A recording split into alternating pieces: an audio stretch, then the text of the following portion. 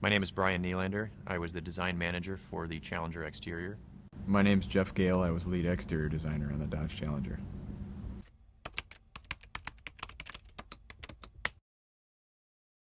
Yeah, to get that to fit on the platform, there were, quite a few things. Like Jeff spoke before about the width of the car, just the overall height, the length, the proportions of the car, and trying to wrap that then around the LX package and some of the hard points that we had, even in the interior too, because we had a theme established that basically looked back to the original Challenger. They established this new theme and the concept, but it wasn't exactly over all of the hard points of the LX package. So we really had to work to get, the look and the feel of the interior around that new package, and the same with the exterior too. As Brian said, getting it over the package, so to speak, bumper beams, you have to make sure you meet legal criteria, and then, of course, our internal criteria for meeting best practice. Aerodynamics was a huge one. I think everyone knows that the original Challengers weren't exactly the best as far as lift, and Brian and I spent a lot of time in the wind tunnel to get this vehicle aero capable and make sure that there wasn't, make sure that there was a good balance of lift between front and rear, and then balance that with coefficient of drag as well. I mean, it's a performance car, so you want to have the car stable at high speed. So that was, as far as loose package requirements goes, that was a very important one. So that was a big challenge for us, but we managed to get something that we think is pretty cool out of it. Speaking to aerodynamics, there was one point in the process that we went through. We had a scale model of our productionized version of the concept car that we put into the wind tunnel. And in that first test, part of the hood, the front fascia, the area over the headlights there's, the grille and the headlights are set back. And that area above the headlights and the grille, back into the hood, about a third of the hood actually flew off in the tunnel.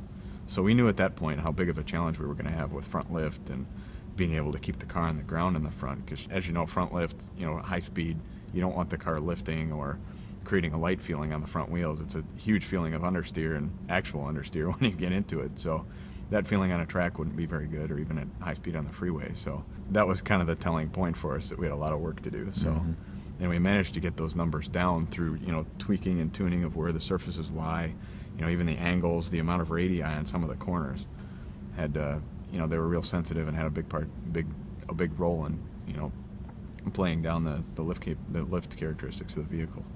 Obviously weight is a huge concern. This is a two-door coupe. We got to keep the weight down. And generally when you start a production program, usually the weight is pretty high because everyone's sort of put their parts and their pieces into it, and then you have to start optimizing from there. And we started out, obviously a little heavier than we thought we wanted to be, but just through, working, especially with the engineering community, they had the task of getting the weight down. And there were some opportunities here and there where we could help them out as far as, certain styling or designs of certain components, not only the exterior but also the interior, that we were able to help them and really whittle the weight down. And I think we've actually exceeded the target that we were going after. The more you lose weight on the vehicle, the better it's going to perform, the better it's going to accelerate, the better it's going to handle, just overall performance in general. If the lighter the vehicle, the better off you are.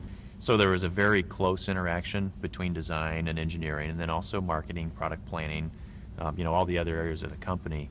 And it was actually a really good team because a lot of the people were enthusiasts, and they were putting their passion into it, and they were, putting their heart and soul into it. So it very much, the team had sort of a spirit unto itself that maybe you don't normally find on any other program.